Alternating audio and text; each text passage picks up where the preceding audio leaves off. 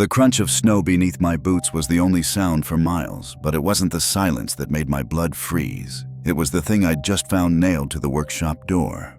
Rule number 47. If you hear sleigh bells after 3 a.m., do not look outside. Cover your ears and count backwards from 100. The parchment fluttered in the Arctic wind, its edges stained with something dark that definitely wasn't ink.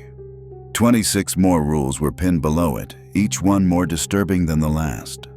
When I'd applied for a seasonal position at North Pole Logistics, I thought I'd be sorting mail or assembling toys. I never imagined I'd be standing in -40 weather reading warnings about things that weren't supposed to exist. But here's the thing about desperation, it makes you ignore red flags that should be visible from space.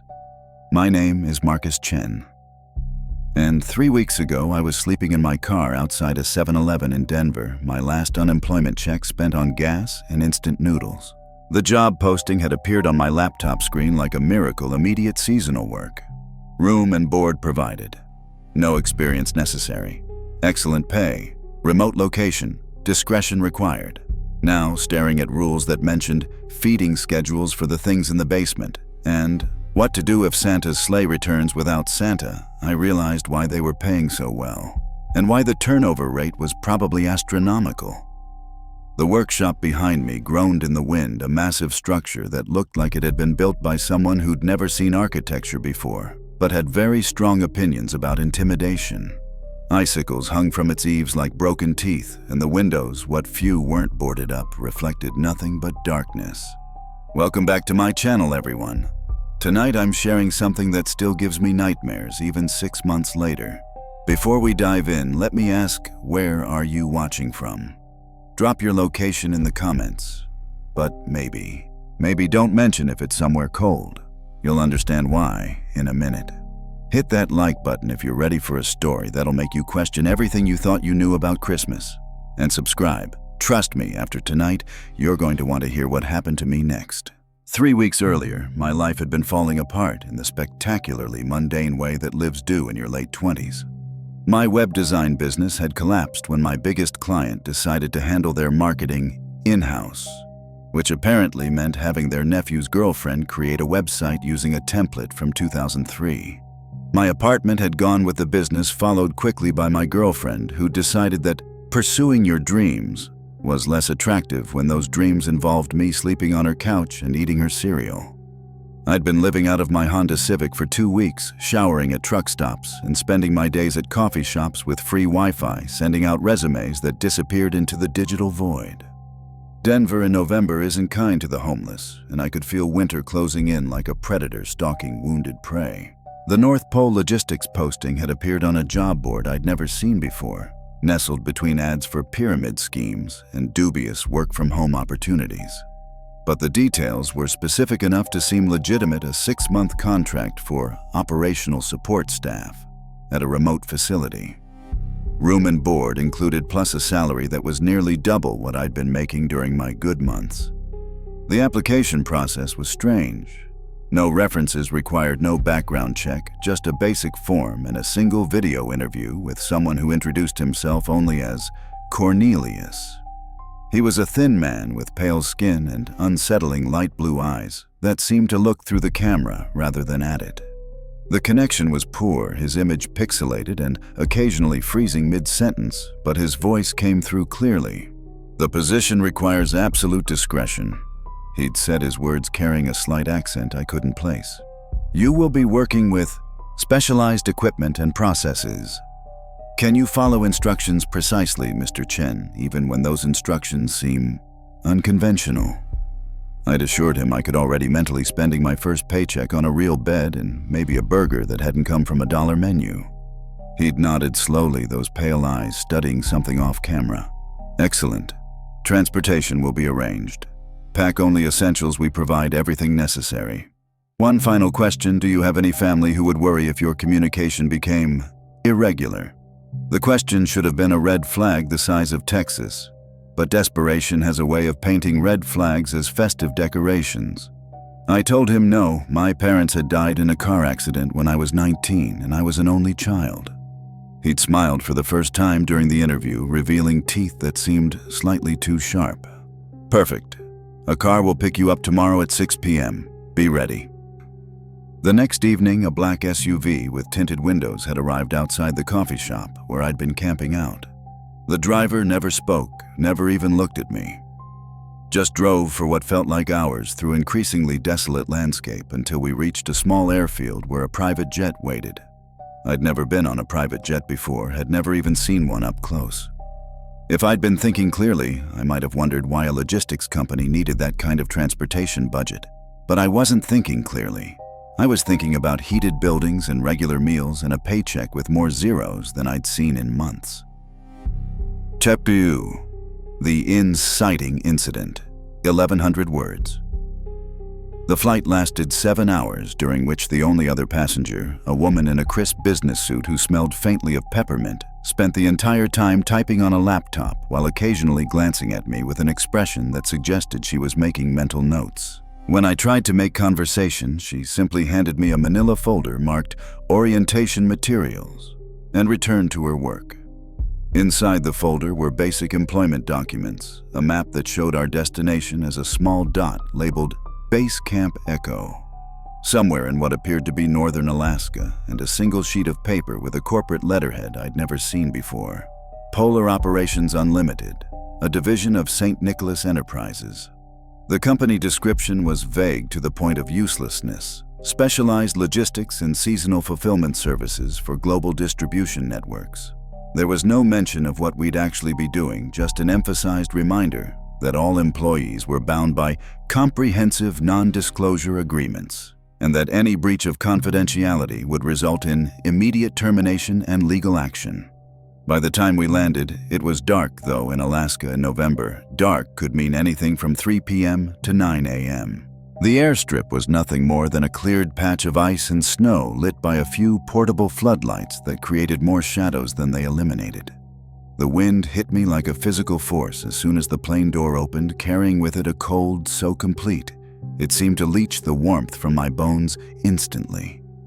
A figure in a massive parka approached the plane, someone so bundled up that I couldn't tell if they were male or female, young or old. They gestured for me to follow without speaking, leading me to what looked like a military surplus vehicle that had been modified with treads instead of wheels. The ride to Base Camp Echo took 45 minutes through landscape that looked like the surface of an alien planet. Snow stretched endlessly in every direction, broken only by the occasional twisted tree or suspicious-looking mound that my escort carefully steered around. No roads, no signs, no indication that human beings had ever been here before. "First time this far north?" my driver finally asked, their voice muffled by the parka hood. I couldn't tell if they were trying to be friendly or just making conversation. "Yeah," I replied, watching my breath form crystals on the inside of the window. "How long have you been working here?" They were quiet for so long I thought they hadn't heard me. Then, "Time works differently up here. You'll understand soon enough." That should have been another red flag, but by then I was starting to think the entire job was some kind of elaborate prank or social experiment. The facility we eventually reached did nothing to dispel that impression. Base Camp Echo looked like something built by someone who had heard architecture described once but never actually seen a building. The main structure was enormous, easily the size of an airplane hangar, but its proportions were all wrong. Too tall, too narrow, with a roof that curved at angles that hurt to look at. Smaller buildings clustered around it like nervous animals seeking shelter, connected by covered walkways that seemed to follow no logical pattern. Everything was painted in variations of white and blue that should have been cheerful but somehow managed to be deeply unsettling. Christmas decorations were everywhere, wreaths on every door, lights strung along every roofline, candy cane-striped poles marking pathways through the snow. But there was something wrong with all of it. Something that made my eyes want to slide away from the details. The wreaths were too perfectly symmetrical, as if they'd been assembled by something that understood the concept of Christmas decorations, but had never actually seen joy. The lights blinked in patterns that were almost rhythmic, but not quite creating a strobe effect that made me slightly nauseous. And the candy cane poles. I tried not to look too closely at the candy cane poles because from a distance, the red stripes looked suspiciously like they might be moving. My escort led me to a smaller building labeled Staff Quarters and handed me a key attached to a plastic keychain shaped like a reindeer. Up close, I could see that the reindeer's eyes were tiny cameras. "Room 17, they said.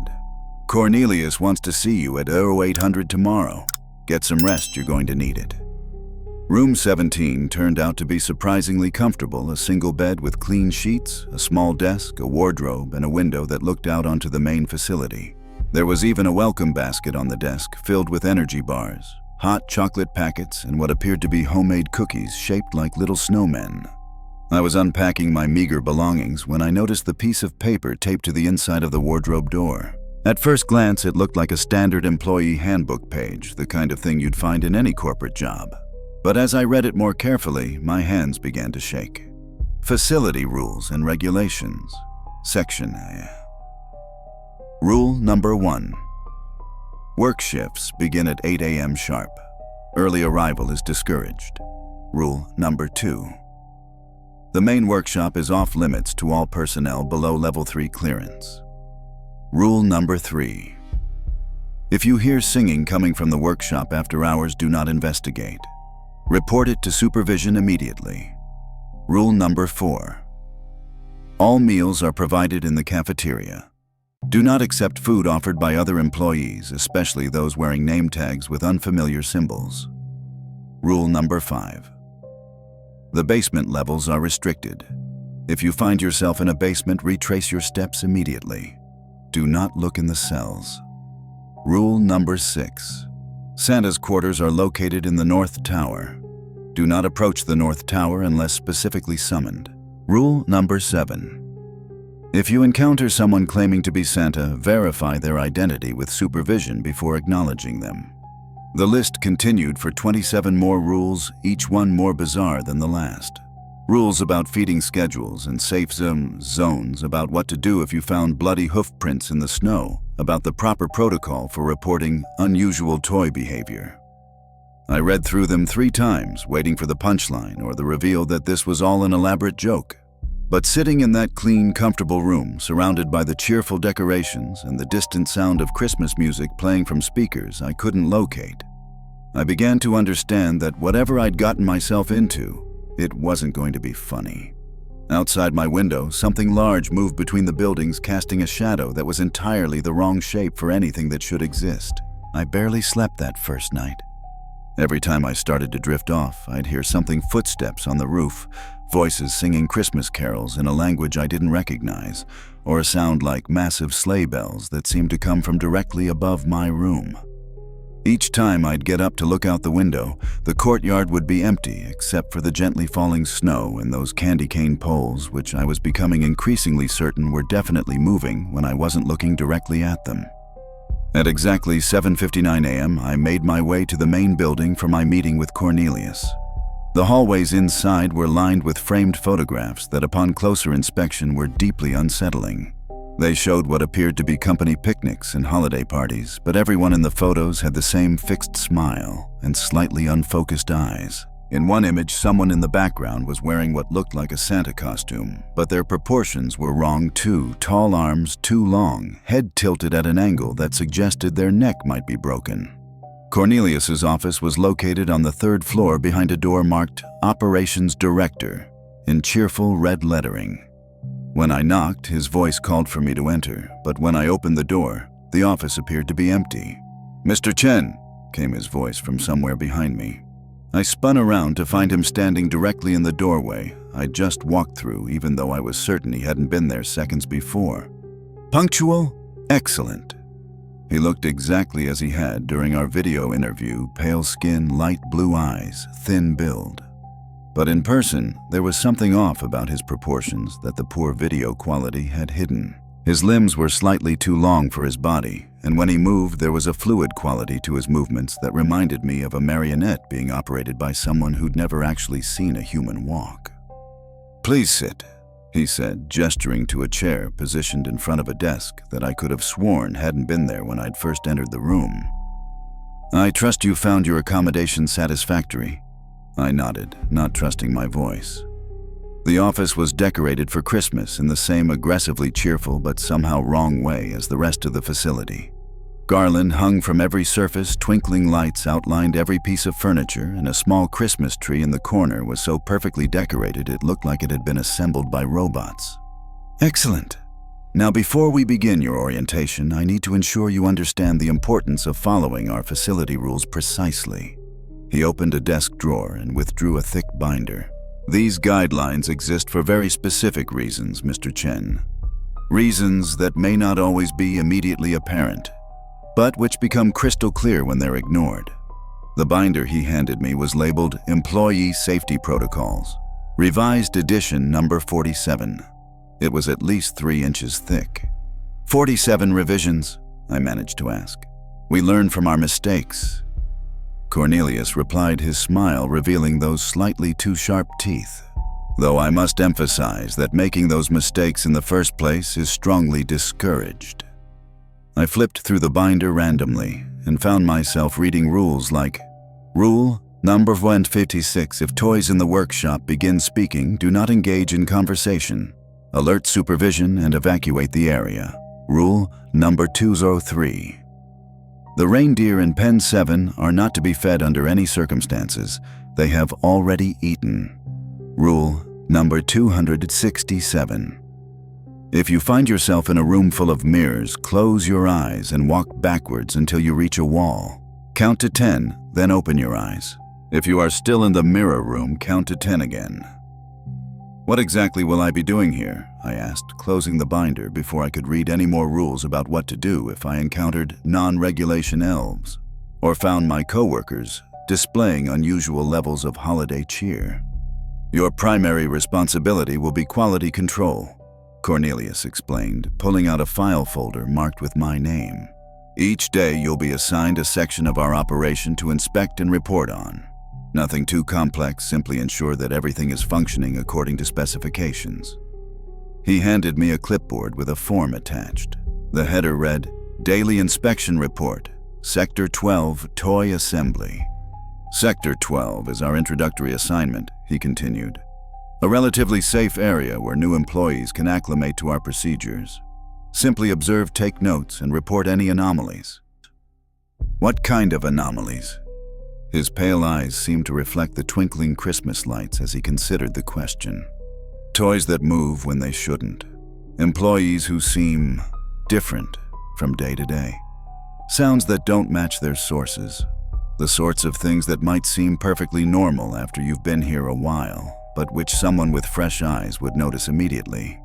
I spent the rest of the morning filling out paperwork and receiving what Cornelius called basic safety training, which consisted mainly of him reading selected rules from the binder while I tried to figure out if this was all an elaborate joke, or if I'd somehow stumbled into the world's strangest legitimate business.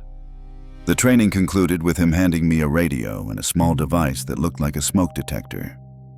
The radio operates on Channel 7, he explained. Use it to report any anomalies immediately. The other device is a proximity alarm. If it begins beeping rapidly, move to the nearest marked safe zone and wait for further instructions. What triggers it? Things that shouldn't be in areas where employees are working, he replied, which was possibly the least helpful answer I'd ever received. My first assignment began after lunch, which was served in a cafeteria that looked like it had been designed for a normal company but decorated by someone who had only heard Christmas described by someone else who had only heard Christmas described. The food was surprisingly good: hot soup, fresh bread, and cookies that tasted homemade, but every other employee I encountered moved with the same strange fluid gait as Cornelius and spoke in cheerful voices that never quite matched their facial expressions. Sector 12 was located on the second floor of the main building behind a door marked with a candy cane striped caution sign. When I opened it, I found myself looking at what appeared to be a perfectly normal toy assembly line. Dozens of workstations stretched out before me, each one staffed by someone in a green apron and pointed hat. They were assembling what looked like standard children's toys: dolls, toy cars, building blocks, stuffed animals. It took me nearly an hour to realize what was wrong. The workers never spoke to each other, they never looked up from their tasks, and most unsettling of all, they never blinked. Not once in the entire time I observed them did I see a single person blink their eyes. I made a note on my inspection form and continued my rounds. The toys being assembled looked normal enough, though I noticed that many of the dolls had expressions that seemed somehow more realistic than you'd expect from mass-produced toys. Their eyes followed movement, and their smiles had a quality that made me want to turn them face down. It was while I was examining a bin of completed teddy bears that I heard a soft, giggling sound coming from somewhere in the pile. I stood perfectly still listening and heard it again, definitely the sound of a child laughing but muffled as if it were coming from inside one of the toys. Following protocol, I reached for my radio to report the anomaly. But as I lifted it to my mouth, every single worker in the sector stopped what they were doing and turned to look at me in perfect unison. 43 pairs of unblinking eyes focused on me with an intensity that made my skin crawl. The proximity alarm in my pocket began to beep softly. For a moment, that felt like an eternity. We all stood frozen, me with the radio halfway to my lips, them staring with those unnerving, unblinking eyes. Then, as if responding to some invisible signal, they all smiled at the same time. It was the most terrifying thing I'd ever seen. The beeping of the proximity alarm grew faster, more insistent, and I realized that whatever these things were, they weren't the human employees I'd assumed them to be. Their smiles were too wide, stretching their faces in ways that shouldn't be anatomically possible, and when they started moving toward me, their movements had that same unsettling fluidity I'd noticed in Cornelius. "Anomaly detected in Sector 12, I managed to say into the radio, backing toward the exit. "Requesting immediate assistance." The response came through clearly, but it wasn't Cornelius's voice. It was something that sounded like multiple people speaking in perfect unison. "Assistance is not required, Mr. Chen. Please remain calm and continue your inspection." The workers had formed a loose circle around me now, still wearing those impossible smiles. Up close, I could see that their holiday uniforms weren't quite right either. The fabric seemed to shift and move on its own, and the pointed hats cast shadows that didn't match the lighting in the room. "New employee needs adjustment period," one of them said, its voice carrying the same cheerful tone as everyone else, but somehow managing to sound threatening. "Very normal. Very standard procedure." "Standard procedure?" echoed another, and then they all began saying it, a chorus of voices that grew louder and more discordant with each repetition. "Standard procedure. Standard procedure. Standard procedure." The proximity alarm was beeping so rapidly now that it sounded almost like a continuous tone. I clutched it in one hand and the radio in the other, trying to figure out which of the facility rules applied to this situation. Rule number 43 said that if I found myself surrounded by employees displaying unusual behavior, I should proceed to the nearest marked safe zone. Rule number 67 warned against making sudden movements around agitated workshop personnel. Rule number 91 simply stated sometimes running is the only option. I chose rule 91. I broke through their circle and ran for the exit, but the door that had been directly behind me was no longer there. Instead, I found myself facing another row of workstations, these ones populated by workers assembling what looked like snow globes. Each globe contained a tiny scene of Christmas cheer, but as I ran past them, I could swear I saw the miniature figures inside moving, pressing their hands against the glass as if trying to escape. Behind me, the Sector 12 workers had begun singing Jingle Bells, but the lyrics were wrong. Jingle bells, jingle all the way. Oh, what fun it is to stay and work for Santa every day. The room seemed to be rearranging itself around me as I ran. Workstations appeared where exits should be, walls stretched longer than they had been moments before, and the ceiling lights flickered in patterns that made my shadow split into multiple versions of myself running in different directions. I finally spotted a door marked with a green candy cane, the symbol for safe zones, according to the rulebook. I sprinted toward it, the workers' song growing louder and more distorted behind me, their voices layering over each other until it sounded like a record being played at the wrong speed. The safe zone turned out to be a small break room with concrete walls and no decorations, the first space I'd seen in the facility that wasn't aggressively Christmas-themed. As soon as I crossed the threshold, the proximity alarm stopped beeping and the singing cut off abruptly, leaving me alone in blessed silence. I sat on a metal chair and tried to process what had just happened. The rational part of my brain insisted that there had to be a logical explanation, that I'd misunderstood something, that my eyes were playing tricks on me, that the stress of my recent life changes was making me paranoid. But the proximity alarm in my pocket was real, and the rule book was real, and the fact that this break room existed specifically as a safe zone suggested that whatever I just experienced was exactly the kind of thing the facility expected to happen. My radio crackled to life. "Mr. Chen, please report to my office immediately." Cornelius's voice was calm, professional, and somehow much more unsettling than the worker's singing had been. The walk back to his office felt like a death march. The hallways seemed longer than before, and the cheerful holiday decorations now looked openly menacing. The wreaths watched me pass with their too perfect symmetry. The twinkling lights pulsed in rhythm with my heartbeat and the candy cane poles. I tried not to look at the candy cane poles. When I reached Cornelius's office, he was standing behind his desk with his hands clasped behind his back, staring out the window at the Arctic landscape. He didn't turn around when I entered. "Your first day has been educational, I trust," he asked. "What are those things in Sector 12? Employees," he replied simply. "Very dedicated employees who have been with the company for a considerable time. They're quite good at their jobs, actually, once you understand how to work with them. They're not human." Now he did turn around, and his pale blue eyes seemed to glow in the dim light of his office. "Mr. Chen, you signed a contract agreeing to work with specialized equipment and unconventional processes. Did you think that meant we used unusual staplers?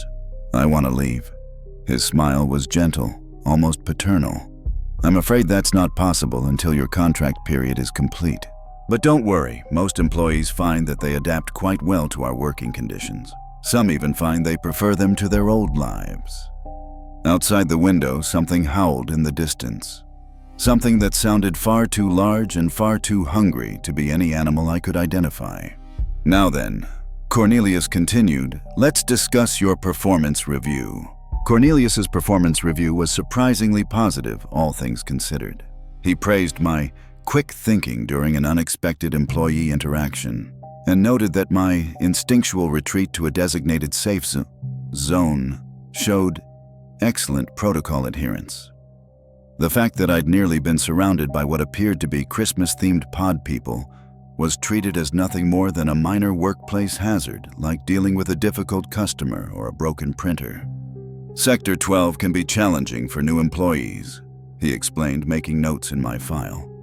"The workers there have been with us for quite some time, and they've become very settled in their routines. They sometimes react poorly to outside observation, especially from someone who hasn't yet adapted to our facility's unique atmosphere."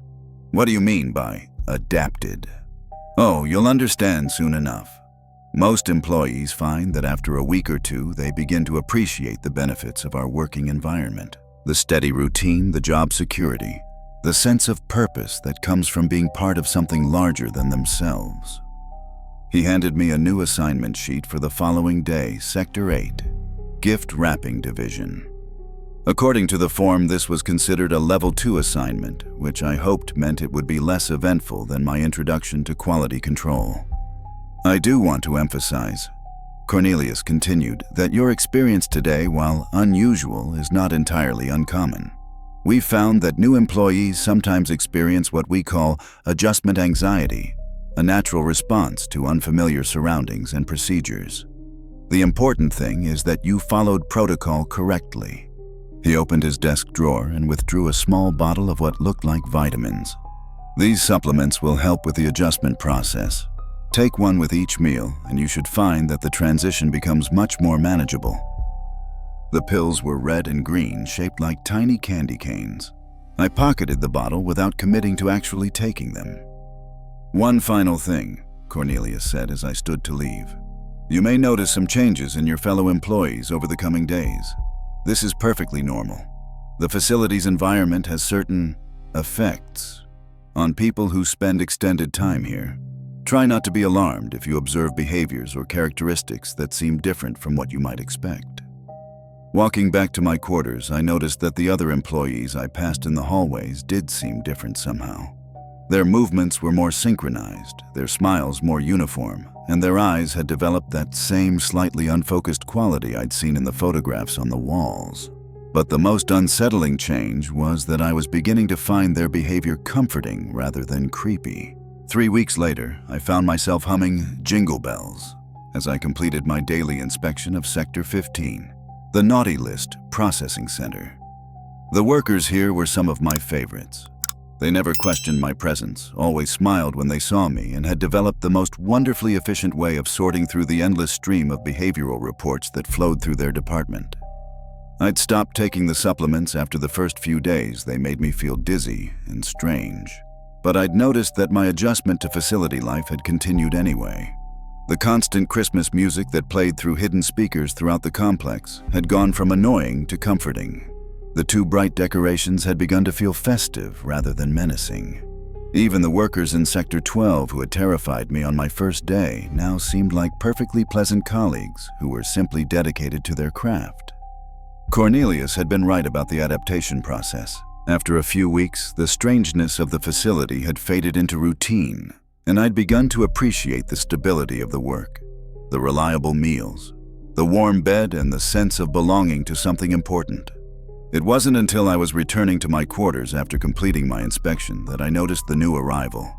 She was young, maybe early 20s, with dark hair and wide, frightened eyes that reminded me of something I couldn't quite place. She was standing in the main hallway, clutching a manila folder and looking around at the holiday decorations with an expression of barely concealed horror. "Excuse me," she said when she saw me approaching. "I'm looking for Cornelius's office. I'm supposed to start work here today, and I'm a little confused about some of the employee guidelines." She held up a piece of paper, and I could see it was one of the facility rule sheets. Her hands were shaking slightly as she read from it. Rule number 47. If you hear sleigh bells after 3 a.m., do not look outside. What kind of workplace has rules like this? I smiled at her, the same warm, welcoming smile that all my coworkers used when greeting new arrivals. "Don't worry about the rules," I told her. "They seem scary at first, but you'll understand once you've been here a while. Everyone adapts eventually. But some of these rules are about feeding schedules for things in the basement and what to do if toys start talking. This can't be a real job, can it?" I felt a wave of sympathy for her confusion. I remembered feeling exactly the same way when I'd first arrived, how overwhelming and frightening everything had seemed. But now I understood that the facility was actually a wonderful place to work, full of dedicated employees who cared deeply about their mission. "Trust me," I said, placing a reassuring hand on her shoulder. "You'll love it here. We all do." As I spoke, I noticed my reflection in one of the hallway windows, and for just a moment, something seemed wrong. My smile was too wide, stretching my face in ways that didn't look quite natural. My eyes had developed that same slightly unfocused quality I'd observed in others. And when I moved, there was a fluid, unnatural quality to my movements that reminded me of something I'd seen before but couldn't quite remember. But the moment passed quickly, and I turned back to the new employee with renewed enthusiasm. "Come on," I said, beginning to walk toward Cornelius's office. "Let me show you around. I think you're really going to enjoy working in Sector 12. The employees there are absolutely wonderful. They never complain, they never cause problems, and they're completely dedicated to their work." Behind us, something howled in the distance, but it sounded like home now, like Christmas music, like joy.